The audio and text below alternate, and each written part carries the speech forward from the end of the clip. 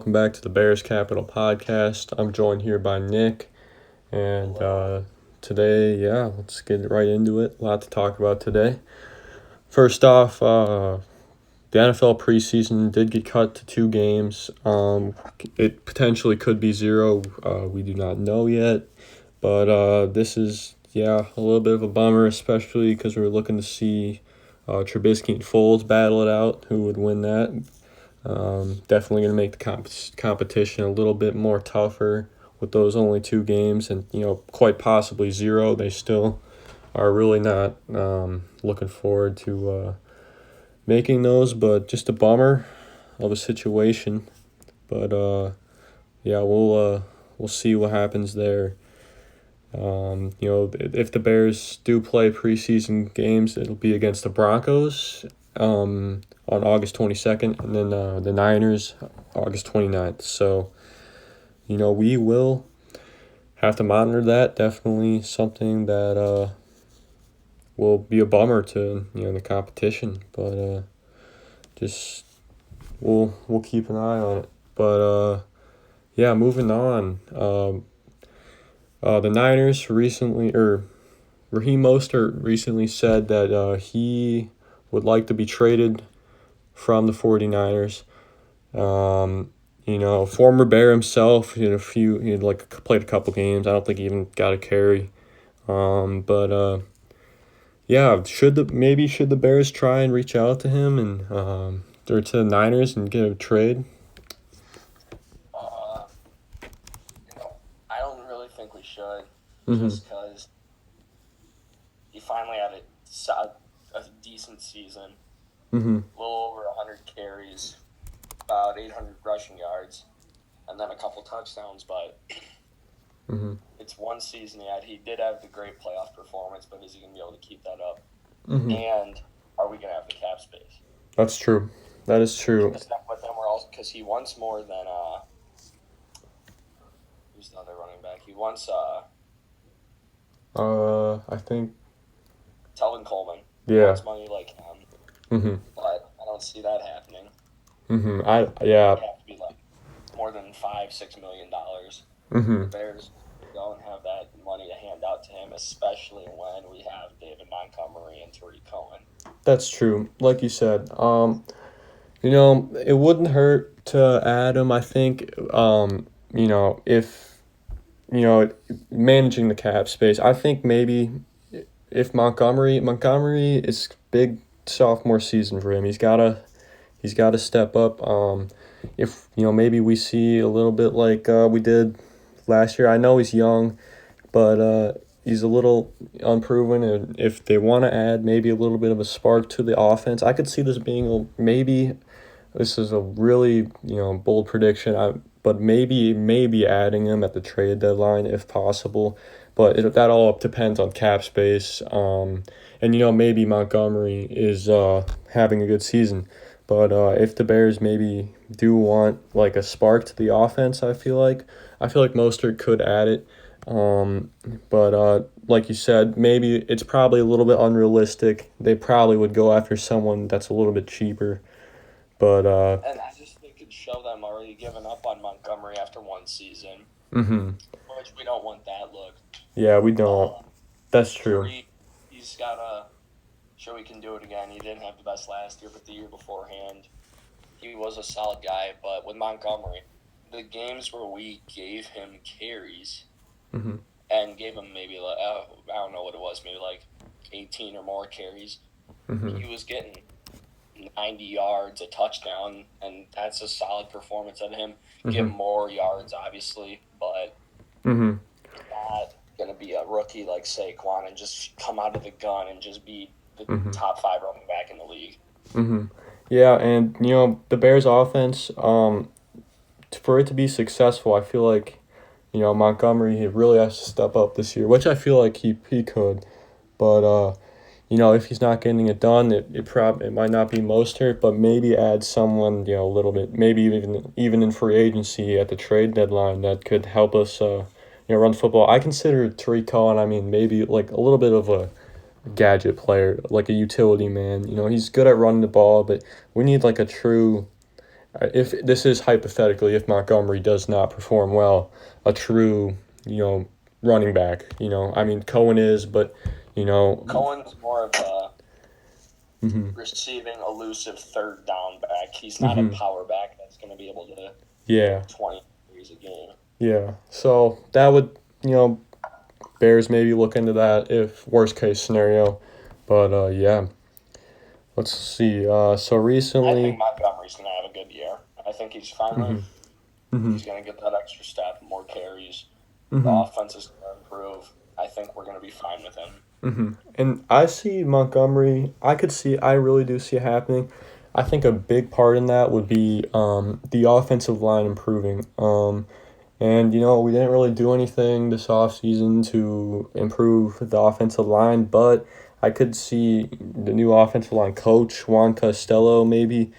He's had success with the offensive line. I think he's on a lot of pressure. I mean, probably a lot of more pressure than any offensive line coach has ever had. But we need that offensive line to step up for this offense to really, you know, make it successful again. But Mm-hmm. yeah, so let's move on. So recently, Hall of Fame running back LaDainian Tomlinson said Allen Robinson needs to be more consistent. And then Robinson later replied, must be a slow week, and I totally agree. I mean, Robinson is Mr. Consistent last year. I mean, you talk about having. If there was one guy we needed to rely on, it was him last year. Mm-hmm, His LT's claims about the other players, yeah. mm-hmm, We saw sparks of Anthony Miller last year. We mm-hmm. saw sparks of David Montgomery last year. Yeah. If we keep those day in, day out, every game, and then have guys step up, our third and fourth string receivers, they need to step up. Mm-hmm, Tariq will step up again. Trubisky's going to have to step up. The O-line's going to have to step up. mm-hmm. And last year, I mean, you think about Trubisky struggling a lot, and Robinson, despite that, like Robinson played really well. I mean, every week He he was. excelled. Mm-hmm. He excelled. He Mm-hmm. wanted to show that he was the best player out there. And he is, and he was definitely the player of the year on offense. I think, this year he's not. It's a contract year for him. Hopefully, I mean, please just re-sign him already. Like that's my. Mm-hmm. I mean, they We gotta. should be talking right now. hmm And Robinson's a man of. He's a man of money. But I just hope we re-sign him. He's a great player. He's really helped our offense. And, I mean, if LT to say that, I mean, he's inconsistent. I mean, I don't think he's been watching Bears games. I'll just say it. But, and I remember the game, the Chiefs game last year. I was watching it, and, Mitch Trubisky, one of his first passes, it was tipped up in the air by a Chiefs defender, and it was nowhere near. I think it was intended for, it might have been Miller, but, and then it was Robinson somehow caught it. It wasn't even intended for him. And I think it was Al Michaels who said, "Well, it's been like the Bears' season offense all year. It's somehow the ball just gets to Allen Robinson." That's a good point. Like Robinson has just found ways to go off on this offense, and despite Trubisky's struggles, and I think this year, it won't be. It'll be kind of the same, but hopefully with better quarterback play. And It's yeah, gonna have to be more than Robinson this year. that's true. And yeah, speaking of like more than Robinson, I feel like Ted Ginn, a guy the Bears signed. He's pretty. Good in the Saints offense, I think. Um, you know, I didn't see him. He had a big play against us last year. With the Saints, and I think a veteran guy like that. Then you add Miller in the slot. I think maybe the receiver core will be like a little bit better than last year, but let's hope. I hope everyone in the receiver group just does really good. I think Ted Ginn is Mhm. going to be good for us because he's played his career, or not his entire career, but he's spent the past few seasons playing with Drew Brees, one of the Mhm. most accurate passers in the history of the game. Mhm. And he's going to let Trubisky know you got to make these simple passes, these passes that you got to make. You just have to. And Mm-hmm. if Trubisky doesn't make them, Mm-hmm. again, we'll let him know. Hopefully they don't argue when they do it, but Mm-hmm. give Trubisky that push because that's what he needs right now. Mm-hmm. Yeah, and let's hope this offense gets back on track, and the defense is good. Obviously, if this offense turns it up, I mean this team, playoff team, no matter what, I can guarantee it if the offense steps up. But yep. So moving on, recently, the Madden ratings were dropped of players, and I have here the top 10 of the teams. We'll just go through them, the first two, and then we'll move on. But let's start with the highest rated Bear, who was in the 99 club last year. Khalil Mack, 97 overall. Then behind them we have Eddie Jackson at 89. No surprise there. Probably our two best players on the team. I feel like Mac, good rating. I mean, they did a good job there. Eddie Jackson, I feel like he should be a little higher. I mean, he did have an off year last year, but one of the best ball hawking safeties. Last year I know Max started at a 99, and Mm-hmm. I believe Jackson was a 91 to start it off. Yeah. And then the season Jackson was down to an 88, and Mac was a 98. Mm-hmm. Yeah. The 98, Mm-hmm. Max overall makes sense. Yeah. He didn't put up the best. He did not. Yeah. Neither did Aaron Donald. That's true. That's true, and I feel like a lot like players like you said, Aaron Donald and Mac. He's kind of the poster boy for defense right now, though. That is true, and I feel like teams just really just make sure they don't get beat by Aaron Donald, Khalil Mack, players like that, and it really just like people are like, oh wow, this Mack didn't have a good year, or Donald didn't have a quite good year. It's like you got to think about teams. They're game planning to all right, how do we stop this guy? And I feel like it's like players or if some NFL fans don't really realize that but I feel like they're still good players. They're just getting blocked. That's why I like watching those two play. Well, obviously I like watching Mac play Bear, but Donald, just seeing them work through double team, showing how good they really are, because those dudes are the best defensive players on the field when they step on the field. That's very true. Moving on, next up we got Allen Robinson, who was rated in 89, and then Akeem Hicks, who was rated in 88. Robinson, pretty fair ranking, I'd say. Maybe put him at a 90, but that's pretty good for Allen. I mean, definitely. I want to see what the other receivers are, because I don't know any other receivers off the top of my head. I don't. Yeah. I'm pretty sure that's what Hicks has been he's been like a consistent 88 for the past few seasons, if I remember correctly. Yeah, and injured a lot last year. Didn't have much to prove, but that's great. For Hicks to stay there. Next two is a little bit of surprise here. Kyle Fuller in 85 and Eddie Goldman at 84. Fuller, I feel like, should be a little higher. Not too much higher, but a little. I mean, 85, I mean, that's a little. 85, the only reason he's that low is just because he didn't put up the best last season. Yeah. Which kind of sucks because he's such a good cornerback. He had the 7 picks the one season. Yeah, I think, Fuller this year, he's got a big proving year. I mean, not big, but he's got to, make a statement that he's here to stay. Yeah, he's got to step up, I feel like. And last year, people said he allowed the most yards or whatever on receivers, and he played a lot of good receivers too. But he's got to step up. I mean, he did 2018 just really good. Surprisingly, I mean, he was a Pro Bowler last year, but he was a sub, probably just because he made it last year. But nobody really does the Pro Bowl. Yeah, I mean, watch them. Yeah. Mac, if he did on his show, he talked about the Pro Bowl once, and he's just like, players don't care about it. Yeah, he said like the first time they're really excited. The first time you're happy, the second time you just give up caring. Yeah, and Yeah, let's see. Eddie Goldman, he's 84 is pretty good. I mean, I feel like defensive tackles That's are. just a solid player there. Mm-hmm. That's what Eddie is. He's a solid player. Mm-hmm. And I feel like defensive tackles all around. We know, I mean, Chris Jones just got paid today, but I feel like a lot of defensive tackles are a lot underrated. I mean, they eat up tackles a lot.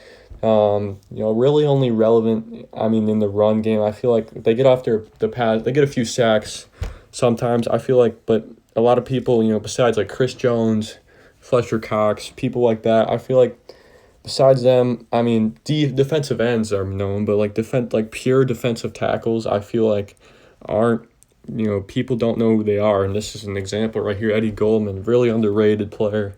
84 is really good for him, but yeah. In Donald's year where he had the 20, it was 20 sacks. Yeah, he Mm-hmm.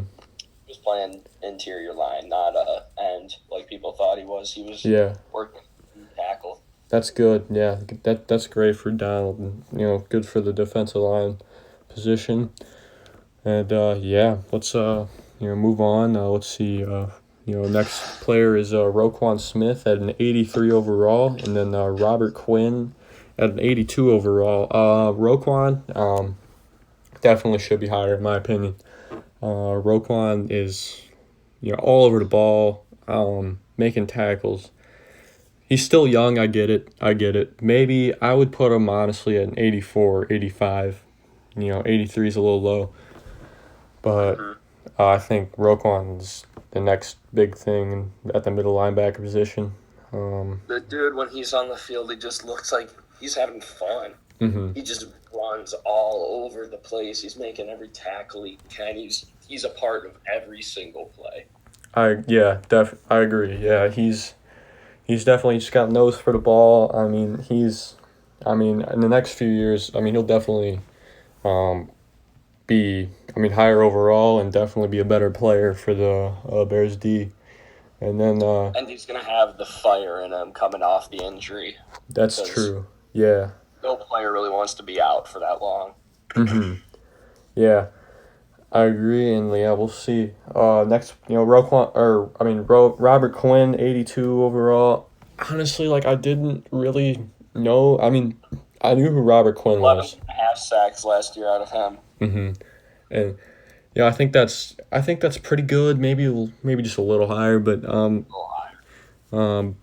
Quinn. I mean, yeah, a guy got 11 sacks last year. You'd think he'd be better than maybe a little better than 82, but I mean, a little disrespect right there. But we'll see what 2020 has in store for Robert Quinn. I think he'll have a match his 11.5 sacks last year, hopefully. But yeah. Now these last two are one of this next player is really surprising to me. Our last two is Charles Leno at an 81 and then Cody Whitehair at an 81. Now Charles Leno at an 81. Really, no disrespect to Charles Leno. He's probably a great guy, but I don't. This is just an example that Madden, people who work for Madden, people who are doing this, obviously don't watch any film on offensive linemen because I mean Leno did pretty terrible last year. I don't think he should be an 81. I love the line. I like Leno. I think when he is on, he is a very, very, very good left tackle. Mm-hmm. Just 81. That's just 81's too high. kind of high. They just back to your point on how it shows that they don't watch film for the linemen. Mm-hmm. They what's the name? Quentin Nelson. He didn't even allow a sack. Mm-hmm. And he's as a lineman, that's an accomplishment. That's a huge thing. Yeah. And if he should be a 99 then. He should. Yeah. They really disrespect linemen, and they just pretty much copy and pasted Leno's from last year. It's the same overalls over every year. And it's really just like they really don't care, but I don't know. It's just I guess part of what they do there at Madden, but it's whatever. I guess. I mean, a little disappointing, but yeah. But Cody Whitehair at an 81. He's a solid 81. I think it's a good hit right there. Yeah. I think the contract we gave him was a nice thing to do before the season started because keeping him on the team is going to be very good. Yeah, and He's a guy we definitely, can build our line around. yeah, definitely the best offensive lineman we have. You know, contract was nice, and yeah, I think just hopefully keeps getting better and helping out Mm-hmm. the much needed uh, offensive line. But yeah, that's the Bears' top 10 Madden players, Madden highest rated players. But it's pretty good list. But that'll probably do it for today's episode of the podcast. Thanks for coming on, Nick. And Yep, as always. yep, and yeah, bear down. Right on, bro.